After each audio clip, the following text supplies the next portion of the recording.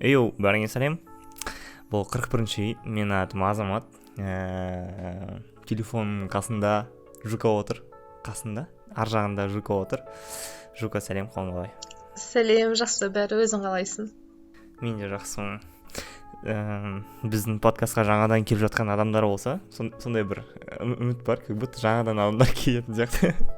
Келіп жатқан адамдар болса, бұл 41-ші үй қыздарға арналған, бәлкім қыздар туралы әңгімелер қозғалады. Бізде қазақта қыздарға тыйым салатын 40 үй бар, дегенмен тыйым салмай, ой, сен молодецсің, сенде бәрі жақсы болады, сен кереметсің деп айтып отыратын, қолдайтын, қорғайтын, қамқор болатын тағы бір үй бар, және сол 41-ші үйдің де әңгімесін тыңдаңдар. Осыны бір қысқартып мәтін жазып алу керек еді. Сонымен біз бүгін не туралы әңгіме айтамыз, Жука? Бірінші, бізде жаңадан адамдар бар сияқты. Өйткені алдыңғы эпизодты шығарылымды біздің 7 жарлықтар, Дидар, Салтанаттар, бүкіл басқа дебатерларға, 7 жарлықтарға Олжас пен Нұрсаяттың арқасында Азамат пен Жұлдыз жаңа шығарылым жазды деп жіберіп жатыр екен. Сол, мен тағы да айтайын деген, мен мамам біздің шығарылымдарды тыңдап маған критика айтты. Мама айтады, сен не шала қазақ сияқты әрбір сөйлеміңнің 3 сөзін қазақша, 3 сөзін орысша айтасың деп. Сөйлесең дұрыстап қазақша сөйлемейсің ба? Қазақша адам ұқсап сөйлей аласың ғой деп ұрысты. Ол дұрыс, қатты жаман естіледі деп мама айтып жатыр да. Сондықтан бүгін кішкене тормозить етіп, кішкене сөз таңдап, ойланып, таза қазақша сөйлеуге алдында да тырысып жүрдім енді, бірақ бүгін қатты, прям деген қатты тырысатын боламын. Саған стимул керек болса, біздің әріптестеріміз жасап атқан куә бол деген подкасттағыдай саған жаза ойлап табыламыз. Саған деп сенің айтқаның ойлап. Бәлкім маған, иә? Кім көбірек орысша сөз қосады, саған Абайдың өлеңін оқытып деген сияқты. Қалай ойлайсың сол идея туралы? Көрейік. Жалпы. Жоқ, көрейік болғанда қазір санап отыратын вообще жуан жоқ, конечно. Но Жансерік санасын монтаж жасаған кезде. Адамдарға жұмыс тауып бере берейік та. Отырып алып, менің мамамның айтуы бойынша, бірақ сен ұтатын сияқтысың, өйткені мама айтады, Азамат деген бала тым жақсы қазақтың күшті баласы сияқты дейді. Өте жақсы қазақша сөйлейтін сияқты, саған қосылып қуып кететін болмаса дейді. Иә, барлық адамдарға сөйтіп айтып жүрген, мен нормальнымын, тек арасында қосылып қуып кететінім бар деп. Еще мен үстіме шапан киіп отырамын ғой, ма. Ладно. Солай елестейтін сияқты. Ал бастайық. Бүгін не туралы айтамыз? Әрбір шығарылымда бір нәрсені түрткі етіп аламыз ғой. Алдында телеграмда мысалға сіз феминистсіз ғой, сізге көмектесу керек емес деп айтқан әңгімені түрткі етіп алсақ, бүгінгі шығарылымға менің оқушы қыздарымның маған сабаққа келіп мектептегі мұғалімінің айтқанына реніштерін білдіргені туралы әңгіме айтайық. Мектепте менің 2 оқушы қызым бар, 9-шы сынып оқиды, химияға келеді маған. Олардың мектепте химиядан олимпиадаға қатысайын десе, өте жақсы олимпиадаға қатысуға болады, себебі мен сабақ беріп жатырмын ғой химиядан оларға. Өте ақылды қыздар. Химиядан олимпиадаға біз қатысайықшы десе, мектептегі химия мұғалімі ол сыныптан ұлдарды таңдап алыпты, және де егер де ол ұлдар химияны қыздардан жақсы білсе, ешқандай менің айтарым жоқ, иә, мен келісемін. Бірақ ол мұғалімнің айтуы бойынша ол ұлдар химияны жақсырақ білетін болғаны үшін емес, ол ұлдарды, себебі ер балалардың білімі математикалық, физикалық, химиялық білімге, яғни осындай пәндерге олардың миы жақсырақ істейді, ұлдардың миы көбірек жетеді, сондықтан мен ұлдарды алам деп айтыпты қыздарға. Және осындай стереотиптер өте көп. Сол стереотиптер жайлы сөйлесейік деп шештім, ойладым. Ал өзі еркек мұғалім ба, әйел мұғалім ба? Әйел мұғалім. ол мизогиния, ішкі әйел бола тұра әйелдер жаратылыстану ғылымдарына әйелдердің миы жетпейді деп айтып жатқан. Иә, және бұл екі есе артығырақ күрсінтеді. Әрине. Ладно. Бұндай ойлар қалай пайда болады деп ойлайсың? Ол әйелге де, ол мұғалімге де кезінде солай айтқан болар.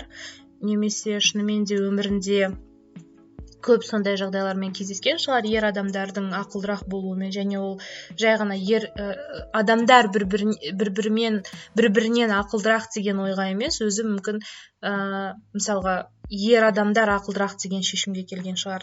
Немесе бұрынғы совет үкіметі заманында немесе сабақ берген кезде дәл осы жаратылыстану ғылымдарында болсын, жоқ, әдебиетте де солай сияқты, біз көп еститін адамдардың, ғалымдардың, жазушы ақындардың есімдері ер адамдардың аттары болғандықтан болар, иә, статистикаға жай ғана жүгініп.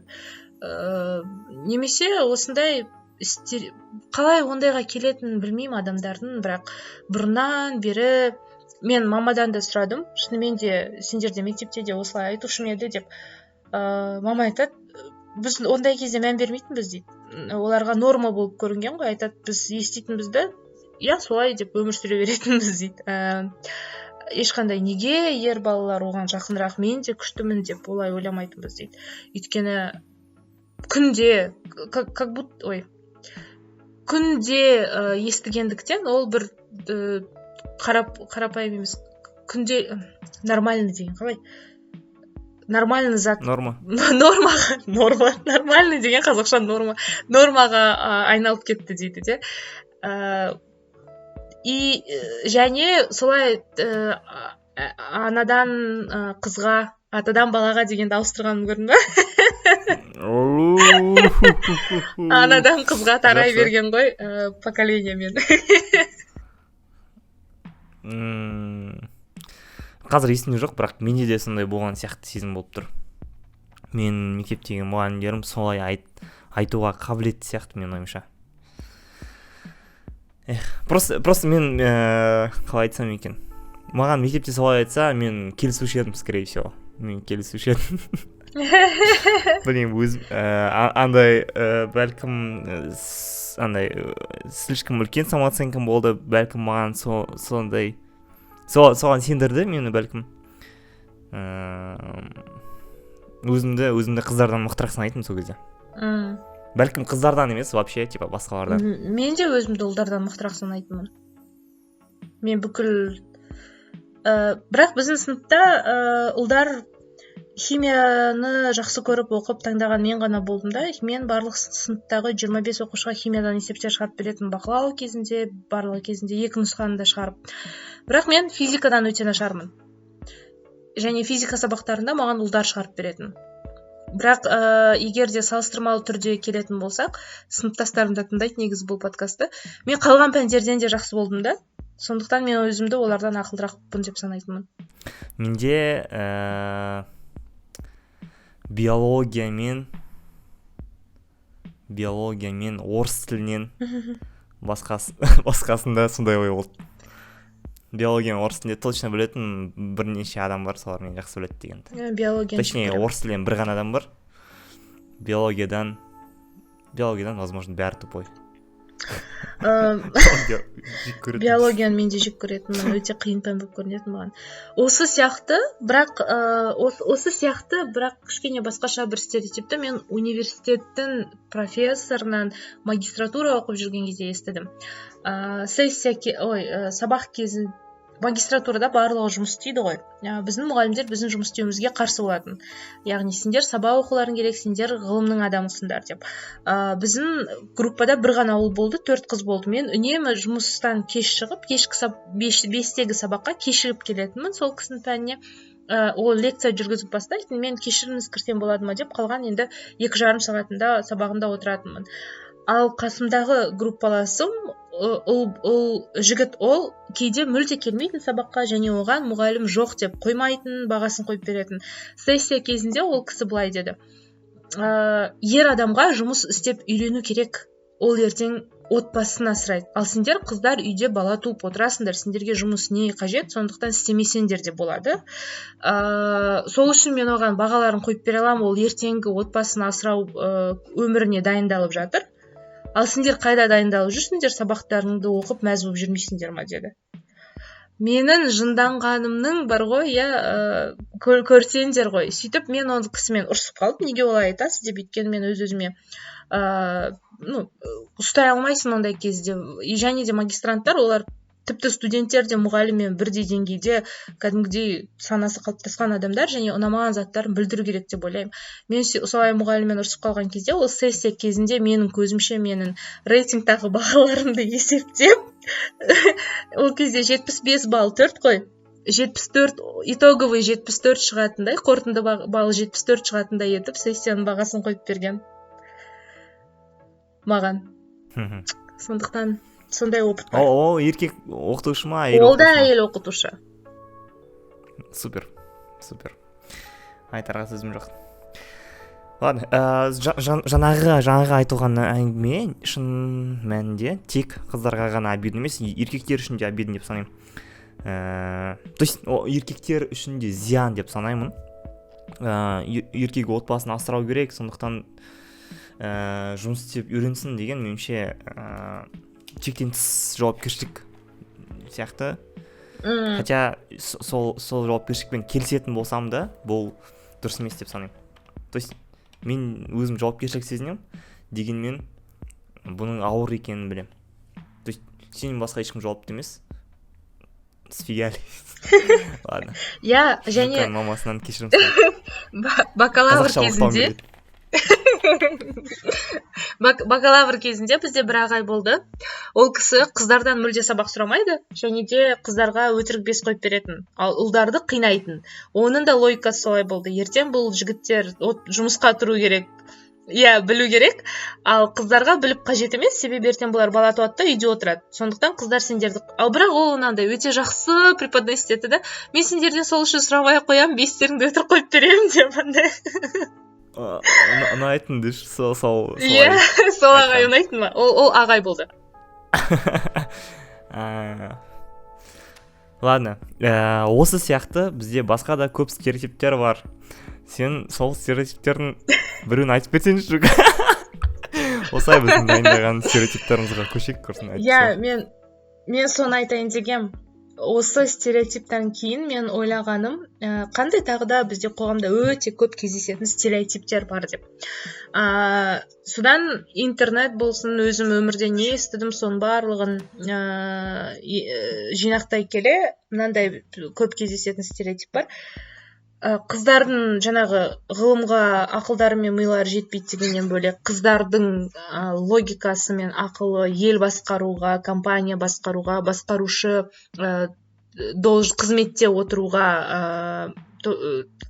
саналары жетпейді, себебі олар өте эмоционалды, себебі олар рационально ойлай алмайды, себебі ертең олар мемлекет басқаратын болса, біреуден қызғанып соғыс ашады, соғыстар көбейеді, ер адамдар басқарған әлемде соғыстар болмаған сияқты.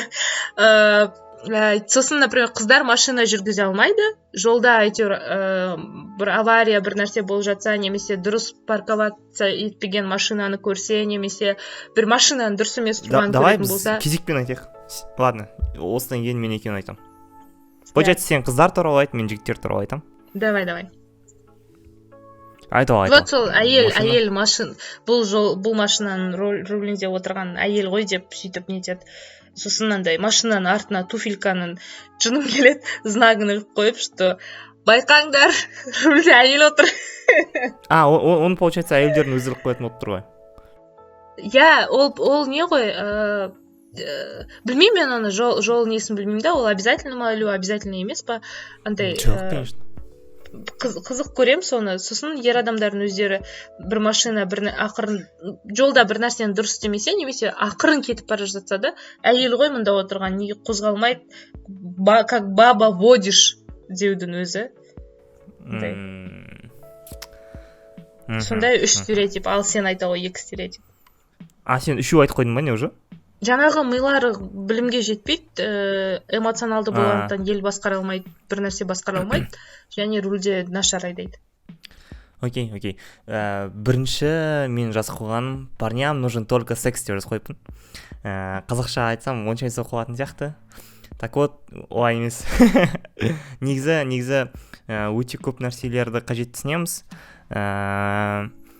Олардың қатарында рухани, эмоционалды деңгейдегі қажеттіліктер көп. Адам сені түсіне алуы, адаммен бұл енді қарым-қатынасқа байланысты ғой, конечно. Адам сені түсіне алуы, сені қолдай алуы, сенімен бірге уақыт өткізген кезде іштерің пыспайтындай, бір-біріне қызық болатындай болуы өте маңызды, және ол секстен де маңыздырақ, мен ойымша. Бұл бір. Екінші, мына стереотип мені ең қатты триггерить ететін стереотип шығар. Ол қыздар сразу келісіп қойған кезде жігіттер оны қадірлемейді. Ол легкодоступное деп ойлап қалады деген. Так вот, адекват жігіттер олай ойламайды. Адекват жігіттер ойлайды, мына қыз да мен сияқты екен, мен сияқты ойлайды екен. Менің көңілім оған бар, оның көңілі бар, тоже маған қатысты. Және біз бір-бірімізге сәйкес екенбіз ғой деп ойлайды. Ал егер ол ломаться ете бастаса, отшивать етсе, жоқ, мен танымайтын адаммен таныспаймын деп айтса, өз ойлаймыз, получается, мен оған ұнап тұрған жоқпын, или ол реально танымайтын адаммен таныспайды, ондай қызға жақындамай қойған дұрыс шығар деп ойлаймыз. Но бывают моменты, когда мы понимаем, қыздар өтірік ломаться етіп тұрған шығар дегенді, но ондай қыздардан мен қашамын, өйткені өзін жертва қылып, өзін біреудің мишені қылып санайтын және соған келісетін, соған дайын қыздарды жақтырмаймын. Жақтырмаймын болғанда қалай? Ондай қызбен танысым келмейді. Я добыча. Так, екеу айтып қойдың ба? Үшеу айтайын ба или че? Ұмытпай, айта сал, мен мынау екі стереотипқа да бір нәрсе ойлап отырмын да, ұмыт қалмасам болды. Үшіншісі, жігіттердің бәрі измена жасайды деген стереотип бар. Бұл тоже өтірік. Және, то есть, бәрі жасайтын болып шығуы мүмкін, бірақ получается, қыздардың да бір, то есть, ол жынысқа байланысты емес. Және бәрі дегенге де келіспеймін. Скорее всего, бәрі емес. Енді үлкен кісілермен сөйлесу керек енді. Сен көрген адамдар барлық деген статистикаға жатпайды ғой. Вот. Сенің өміріңдегі, иә. Жаңағы бірінші стереотипің үшеуінің де зеркально қыздарға жаман әсері бар екен. Например, парням нужен только секс деген кезде, как будто девушкам он не нужен сияқты қылып айтады да. Иә. Сондықтан да қыздар оны қалайтынын, немесе оларға сондай one night stand, яғни бір кешке ғана жігіттің керек екендігінен ұялады, өздерін бір жаман сезінеді, тағы басқа, иә. Хотя ол қыздарға да керек. Екіншісі, жаңағы қыздар бірден келіссе легкодоступный. Вот солай ойлайтын қыздар үшін де ол зиян, себебі олар сол үшін бірден жігітті ұнатса да отношенияға түсе алмайды. Блин, мен қазір деп онымен бірден жүріп кетсем, немесе бірден кездесуге келсем, немесе бірден телефонымды беретін болсам, ол мен не ойлайды мен туралы деп телефонын бермей, сондай бір керемет жігіттен айырылып қалуы мүмкін. Екіншіден, кері әсері бар, өте жаман. Жаңа сен айтасың ғой, жігіттер кейде түсініп қояды, что негізінде қыз танысқысы келіп тұр, бірақ солай әдейі істеп жатыр деген түсініп қояды деп, ол вообще үлкен жаман әсер алып келеді. Өйткені шынымен де қыз жоқ деп тұрған кезде жігіттер сондай шығар деп ойлайды да, жоқ дегені я шығар деп, және шынымен де жоқ деген жерде өте көп зиянды әрекеттер айтады. Яғни нет, значит нет деген болу керек, стоп, значит стоп деген болу керек те. И одан да үлкен кері әсер болады. Және үшінші стереотип, жаңа не айттым? Бәрі измена жасайды деген. Вот, мен ол туралы күшті стендап көргем. Айтады, все мужчины все изменяют деген кезде, типа, женщины тоже изменяют, просто лучше скрывают это дейді да. Немесе екінші моменті, бізде жаңағы патриархалдық қоғамда все привыкли говорить, что жаңағыдай бәрі үйреніп қалды ғой, айтып ер адамдар изменять етеді деп. Және ер адамдардың самооценкасы сондай жақсы, олар ойлайды, типа, она изменяет кому? Мне? Она, деп. Өздері сенбейді да? Да, өздері сенбейді де, сөйтіп даже тексермейді де, типа, не подозревают жүре береді деп. Сондықтан да стереотиптардың бәрі өтірік. Жақсы. Сен келесі. Жаңағы машина дедім, басқарушы бола алмайды. Қыздар нерациональные. Қыздар жаңағыдай рационалды ойлай алмайды, олар истерикаға беріледі, олар тек эмоциямен өмір сүреді. Және осыдан вытекать ететін бір стереотип, қыздар ПМС кезінде жаңағыдай өте неадекватный болып кетеді, всякие шутки, осындай күндер болып жатса, сендер есікке жұмыста іліп қойыңдар, злая собака деп, настроениялары минут сайын ауысады, ол тек гормон үшін осылай болып жатыр деп, деген осы бір стереотип, олардың эмоциясы мен неадекватностьтары туралы. Олардың деп басқа біреу туралы, біздің эмоционалды және неадекватный екендігіміз туралы. И екінші стереотип, қазір әсіресе в эпоху социальных сетей дейді ғой, әлеуметтік желілерде қыздардың гүл, айфон және де қымбат сыйлықтарды салып жатқан кезінде қыздардың барлығы меркантильные, жаңағы сен айтпақшы, мужчинам нужен только секс дегенде, девчонкам нужны только деньги деген стереотип, деньги всем нужны деген сияқты. Деньги всем нужны, да. Вот осы екі стереотип. Но момент. Деньги всем нужны, но мужчинам от женщины, скорее всего, особо и не нужны деньги. То есть бұл стереотип мен ойымша ауадан пайда болған жоқ. Көп сондай бір параллельный ұстанымдар бар. Қалай жақсы ухаживать ететін жігіттерге қарау керек, өз-өзіңді қатты бағалау керек, андай-мұндай жігіттерге қарамау керек деген сияқты ұстанымдар бар. Және осы ұстанымды мойындайтын адамдар меркантильный болып көрінеді. Или болады, быть может.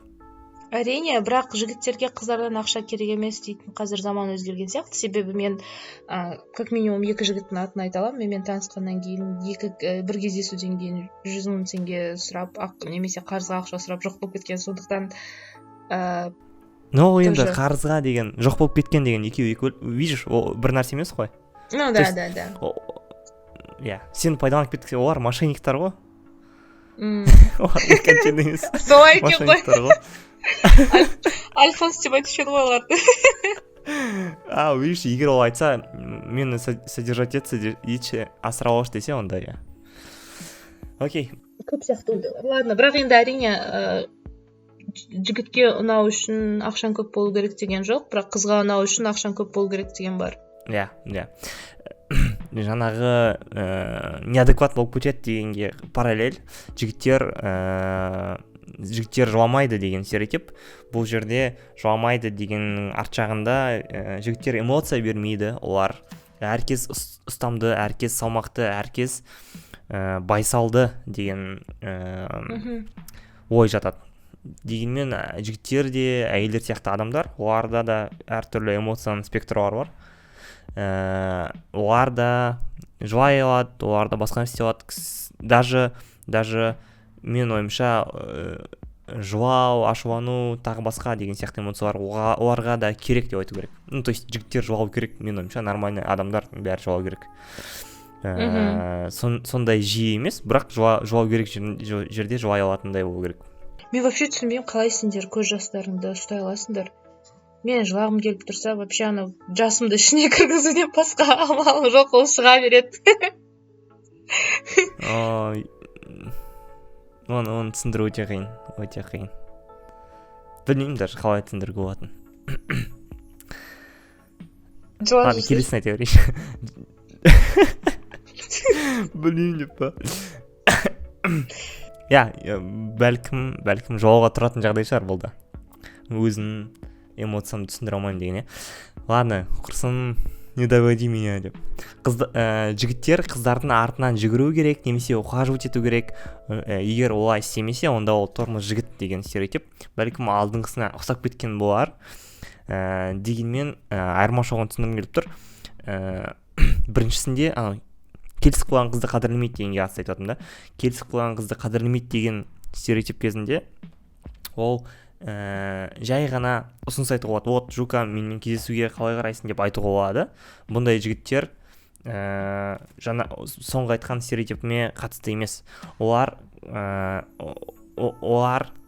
артынан жүгіруге байланысты. То есть сен айтасың, вот, Жука, давай кездесейік деп, сен жоқ дейсің. Сосын мен айтам, ладно, давай ертең деп. Или там бір аптадан кейін келемді, бүгін қалайсың? Или там, давай мына жерге барайық. Короче, артынан қалмай қоятын болсам, сен жоқ дегеніңе қарамастан, онда бұл дұрыс. Ал егер мен қарамай қойсам, то есть жоқ дегенге, маған қарамады, окей, там басқа қыз іздеймін, или тынышталам дейтін болсам, онда тормоз болып қаламын деген. Осы стереотип ұнамайды. То есть мен ойымша болғанда қалай? Мен өзім сондаймын. Ешкім артынан жүгірмеймін. Жүгірмеген деп. Және бұл мен ойымша қызға деген құрмет бір жағынан деп санаймын. То есть зачем біреудің мазасын алып, және өзіңе де құрмет. Зачем сені ұнатпайтын адамға қайта-қайта жалтақтап, қайта-қайта ұмтылып, өзінің қадірінде кетіріп не керегі бар деймін. Және бұл ешқандай да тормоздықтың белгісі емес. Бұл мен ойымша өз-өзіңе деген және басқаларға деген құрметтің белгісі. Бәлкім даже еще и талғамның белгісі шығар. Әрине, маған егер қайта-қайта артынан қалмай бір жігіт жазып жатсам, мен вообще керісінше негативный эмоция аламын одан. Что за назойливый, сөз түсінбейтін адам деп ойлаймын. Соңындағы бір стереотип, осының бәрін, мен айтқан стереотиптердің бәрінің, наверное, қорытындысы, орыстар айтады ғой, как баба деп айтады, қазақша қыз сияқты. Орысша, мне кажется, жақсырақ жеткізетін сияқты мағынасын. Что ты водишь машину как баба? Что ты бір нәрсе как баба? Барлық жерге қыз сияқты как баба деген сөзді қосса, ол априори жаман істеп жатырсың дегенді білдіретін сияқты, да? Что ты ноешь как баба? Что ты водишь машину? Что ты... Бьешь как баба, бегаешь как баба. Я бегаешь как баба деген сияқты, он бәрі как будто жаман істеп жатқаныңды көрсетеді. Алдында тоже бір прикол көрдім да, сондай претензия, осы стереотиптарды жинап жатқан кезде бір қыз айтады, вот осылай жаман екендігін көрсетеді да, что ты ноешь как баба деп айтады. Что за претензия, мы это делаем офигенно дейді. Сол сияқты ғой. Соған жыным келеді, егер де қыз сияқты істеп жатырсың дегені бірден жаман істеп жатырсың дегенге тең. Скорее всего, не как баба, а как, мысалға, ер адамдар бар, керемет машина жүргізетін, мен ойлаймын, машинаны жаман жүргізетін адамдар бар, Біз тарихта қаншама мемлекеттерді басқарған күшті президенттерді көрдік, және өте жаман президенттерді көріп келе жатырмыз. Сәйкесінше, ол әйел мен еркек емес, адам мен адамның салыстыруындағы дүние ғой. Соны бағана сенің сұрағаныңда әлі миым жетпейді, қайдан осы стереотип туындады. Осындай стереотиптер қайдан туындағанына әлі миым жетпейді. Адамдардың көз алдында жаман басқарушы ер адамдар бар, жақсы басқарушы ер адамдар бар. Миы істемейтін, үшке оқитын және элементарный есепті шығара алмайтын ер балалар бар, және күшті шығаратын ер балалар бар. Машинаны жаман жүргізетін, аварияға түсе беретін, адамға қағатын ер балалар бар, және де машинаны керемет жүргізетін ер балалар бар. Сондай мысалдарды көрсе де, әйелдер все равно жаман жасайды, әйелдер басқарса вообще жаман болар еді деген стереотиптер қалай туындағаны түсініксіз мен үшін.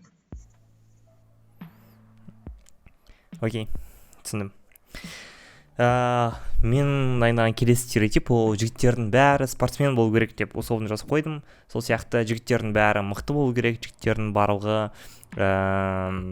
қалай айтсам екен, жақсы ақша табу керек, бәлкім күші көп болу керек, қатты жүгіру керек, там білмеймін, ауыр көтере алатын болу керек деген сияқты физикалық мүмкіндіктерге байланысты ерекшелеу бар.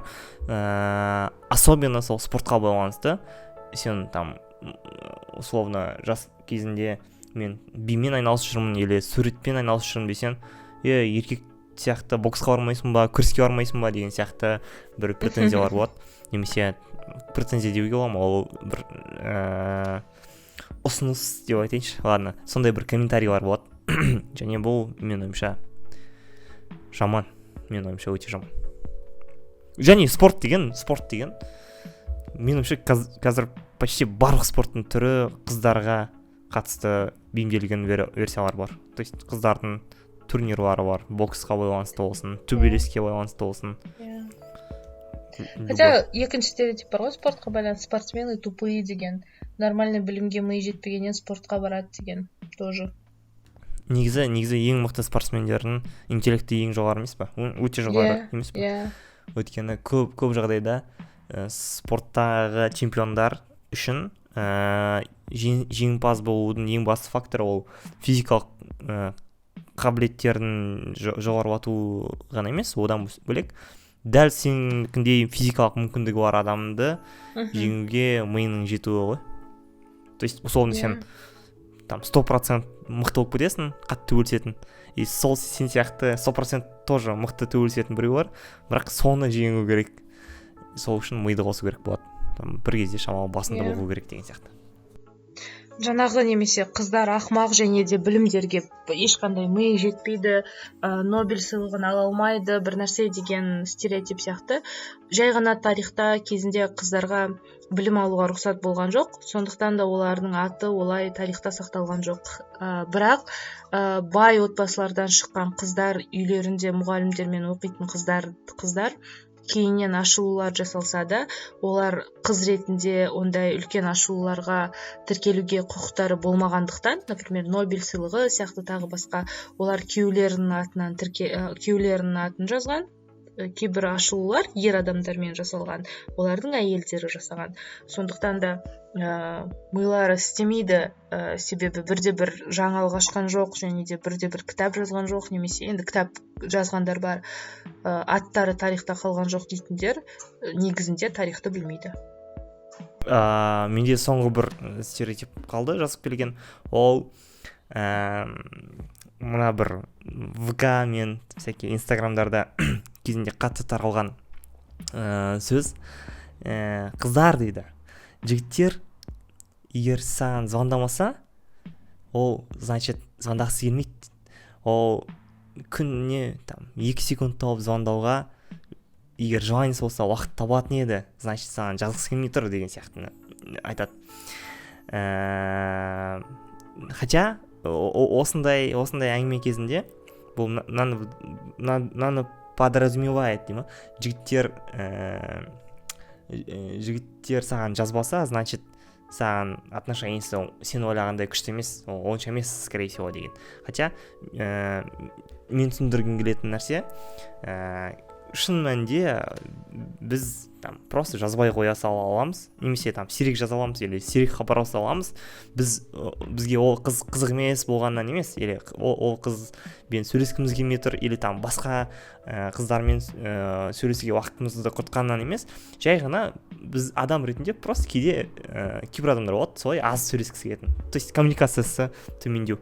Просто аз уақыт бірге болған жеткілікті болған, или көп уақыт болса ол үшін тез шаршатады деген сияқты. Бұл мына стереотипті құрту керек. Егер жігіт қаласа, ол тауды қопарып болсын саған жетуге уақытын табады деген сияқты. Ол то есть таба алады, но егер таппаса, ол тапқысы келмей жатыр емес, ол просто уақытты аз бөлгені оған норма. То есть оған жарайды сол. Блин, может, дұрыс жеткізе алмадым ба? Сен түріңе қарап кетті. мен Ойым сенімен ағып келісемін. Бірақ кезінде Мұқағали Мақатаев айтып еді ғой, мен сені сағынғанда қарамай дауылдарға, жауындарға деп. Вот видишь, Мұқағали сондай болған ғой. Иә, Басқа жігіттер бар ондай емес. иә, келісемін. Бірақ мен жаңа сен түсіндірмей тұрғанда ойлап отырғанмын, ну да, 1 секунд уақыт таппаса демек жақсы көрмейді ғой деп. Ол стереотиптің құрбаны, мен де құрбанымын. Жақсырақ тырысуға тырысамын енді жігіттерді. Но видишь, просто былай қарап тұрсаң, бұл нәрсе жынысқа бөлінбейтін әңгіме ғой. Неге қыздарға қатысты сондай емес? То есть сен ойлайсың ба, жігіттер желаниесі болса 1 секунд уақыт таба алады, ал қыздардың желаниесі болса да 1 секунд таба алмай қалуы мүмкін деп. Жоқ. Олар Вот именно. қыздарда ол секундтар бар, бірақ екінші стереотип бар ғой. Қыз бірінші жазбау керек, қыз бірінші звондамау керек деген. Сондықтан да қыздар сол стереотиптарға көніп отырып, жігіттің звондағанын жазғанын күтеді. Еще ол анандай кезге айтылатын сияқты, қыздар жазды, звондады, ал жігіт дәл сол секундта жауап берген жоқ. Сондай кездерге де. Ладно. Ол ладно деп ойлаймын. То есть жауап бергені дұрыс деп ойлаймын. Егер сондай мүмкіндігі болса, ну, естіп тұрса деген сияқты, или там көріп тұрса жазатқан, сосын жауап жіберемін деп, или там. Ладно. Мен өзіме орғазатқан сияқтымын, как будто. Қыздарда да ондай уақыт болады ғой, сен ешкіммен сөйлескің келмейді. Жігіт болсын, мысық болсын, кім болсын, ешкіммен сөйлескің келмейді. Жігіт пен мысық деп салыстырған болай кетті. Просто не хочешь. И ондай адамдар ұл мен қызға, жігіт пен қызға бөлінбей, солай болып тұратынын просто білу керек. Егер біз бұл стереотиптардың қайдан пайда болғанын қатты білмесек, бұл стереотиптардың қазір өмір сүруіне негіз жоқ екендігін түсіндіруіміз керек. Жаңағыдай біз уже ақылы туралы айттық, сен айтқан стереотиптардың негіздері туралы айттық. Мысалға, барлық стереотиптар осы қазір неге жаңағыдай қыздар басқарушы бола алмайды деген сияқты стереотиптарға келетін болсақ, мен ойымша қазір уже қаншама қыздар дәлелдеп жатыр, компанияларды басқарып, бизнес ашып, коллектив жинап, үлкен компаниялар жасап. Жай ғана мүмкіндіктер осы уақытқа дейін тарихта болған жоқ. Өте аз мысалдар болды қыздардың билеуші болып отырған. Бірақ болған мысалдарда қыздар өте жақсы билеуші болған сияқты. Мысалы, Грузияда Тамара басқарған ғасырды қандай грузиндер өте қатты сыйлап, оның ескерткішін қойып, бізді Тамара анамыз қорғайды деп әлі күнге дейін біледі. Қазақтарда Тамиристі қалай қатты құрметтеп тарихта жазады. Сол сияқты егер көбірек мысалдар болса мүмкін. Мен ойымша, егер де осы уақытқа дейін президенттердің барлығы қыздар болып, 1-2 ғана мысалы жігіттер болатын болса, жігіттер ел басқара алмайды деген стереотип болар еді. Яғни тарихта осындай мысалдар жоқ болғандықтан, ондай нәрсе жоқ деп қыздар басқара алмайды деп ойлау дұрыс емес сияқты. Және олардың эмоционалдылықтарына да байланысты. Эмоционалды, сондықтан соғыстар ашып жібереді. Олар эмоционалды, неадекватный, сол үшін жұмыста да дұрыс емес. Қыздардан айдың белгілі бір күндерінде аулақ болу керек. Немесе женский коллектив это ад деп айтатын адамдар да түсіну керек. Қоғам оларға солай айтқандықтан, олар соған мән береді. Яғни қоғам айтады, қыздар эмоциональный, неадекватный деп. Және жұмыста егер қыз біреумен ұрсып қалса, немесе белгілі бір настроениесі болмай, скачоктар болса, адамның өмірінде әртүрлі болады. Көңілді немесе көңілсіз болатын болса, ол қыз ғой деп оңай жабады, өйткені осы уақытқа дейін солай естіп жүрді. Ал ер адамдар туралы ондайды естімегендіктен, ер адамдардың эмоцияға берілгенін, немесе біреумен ұрысқанын, немесе өзін белгілі бір нормальный состоянияда ұстамағанын көрсе, оған қатты мән бермейді. Ол жігіт қой, сол үшін деп айтпайды, өйткені осы уақытқа дейін жігіттер сондай деп естіген жоқ та. Яғни біз қазір осы стереотиптардың біздің неге назар аударатынымызға және де қалай өмір сүретінімізге әсер етуге рұқсат беріп жатырмыз. және де бұл стереотиптер өмірімізді қиындатып жатқанын көрмей тұрмыз. Сендердің де жігіттердің, Азамат, сен жаңа айтқан стереотиптер қалай өмірлеріңді қиындатады, және біздің де осы стереотиптер өмірімізді қиындатып жатқанын түсінбейміз. Бірақ әлі де сол стереотиптермен өмір сүре береміз, оларға біздің өмірімізді басқаруға мүмкіндіктер береміз. Анау білесің ба историяны? Машиналар енді пайда болған кезде қалада 2 ғана машина болды, екеуі соғысып қалды дейтін. Ер адамдар болды ғой оның рулінде дейсің. Және де ол ер адамдарға наезд емес, просто техника жаңа болды ғой. Және де, наверное, адамдар дұрыс айдай алмады, ер адамдар, Әйелдерге де кейбір мемлекеттерде машина айдауға әлі рұқсат жоқ, және салыстырмалы түрде ерлерден қарағанда кейін келді машинаға отыруға, және олар онымен танысқанша мүмкін кейбір авариялардың немесе шынымен де айдаудың қиындығына ұшыраған шығар әйелдер. Бірақ мен ерінбей алдында статистикаларды қарадым. Әйелдер көбірек аварияға түседі ма, ер адамдар ма, көбірек кім штраф алады? Және Forbes-тың статистикасы, орыстардың статистикасы, жалпы ағылшын тіліндегі статистикалардың барлығы ер адамдар штраф көбірек алады, аварияға көбірек түсетін ер адамдар, адамдарды қағатын көбірек ер адамдар екендігі туралы статистикалар бар. Бұл просто біз жаңағы қайсысы жақсырақ айдайды деген кездегі меркамыз, ол қайсысы көбірек ережеге сай айдайды деген сөз емес. Біз қайсысы андай деп андай 2 машинаның ортасынан өтіп кетеді, қайсысы более уверенный, өзіне ремень тақпай-ақ жүре береді дегенді қараймыз ғой. И ол дұрыс емес. Қайсысы аман есен, ешкімге кедергі жасамай, қоғамға қауіп төндірмей өмір сүре алады машинамен бірге деп салыстыруымыз керек. Сол кезде қыздар жеңіп кетеді. Өкінішімізге қарай, конечно. Менің. Маған негізі осы подкаст өте жақсы болды. Мен бір жағынан бір апта бойы ойланып жүреміз ғой екеуміз, қандай жазамыз, алдындағы жазып қойған планымыздан бөлек мүмкін осы тақырыпқа не іздеуге болады деп. Сол кезде жыныма тиген, прям менің нервімді ауыртатын тақырыптарды осы подкастта сенімен әңгіме айтып алып, кішкене ішіндегімді шығарып аламын да, күшті. Кеше стористарымнан көрген шығарсың, соңғы 2-3 күн қатты жыныма тиіп жүрген ол 8 мартта болған марш, бейбіт шерудің видеоларының астындағы комментарийлар. Бүкіл жерде 41-ші үйде де, өз инстаграмымда да, жұмыста коллегаларымның да қанын ішіп қойдым. Мына комментарийді қараңдар, ужас деп. Сондықтан рахмет саған, Азамат, за психологический сеанс. Рад служить. Проблем женщин в социуме. Окей, осындай нотамен аяқтайық барсын. Бұл 41-ші үй. Осы жерге дейін жеткен болсаң, шыдап, скорее всего, саған біздің дауысымыз противный емес шығар. Скорее всего, саған біздің әңгімеміз жағымды естілетін болар. Егер сондай әңгімені көбірек тыңдаған келсе, бізді тыңдап отырған жерінен жазылып қой, және қоңырау белгісін басып қой. Пікірің болса телеграмға жаз, және сол жақта кез келген әңгімені талқылай берсек болады. Жука, саған рахмет. Саған да рахмет. Сау болыңдар. Бірінші бізді тыңдаңыздар, бізге жазылыңыздар, бұл бізге өте үлкен көмек береді. Бізді одан сайын бір пайдалы істер жасауға, пайдалы тақырыптардан талқылауға шабыттандырады. Енді сау болыңыздар.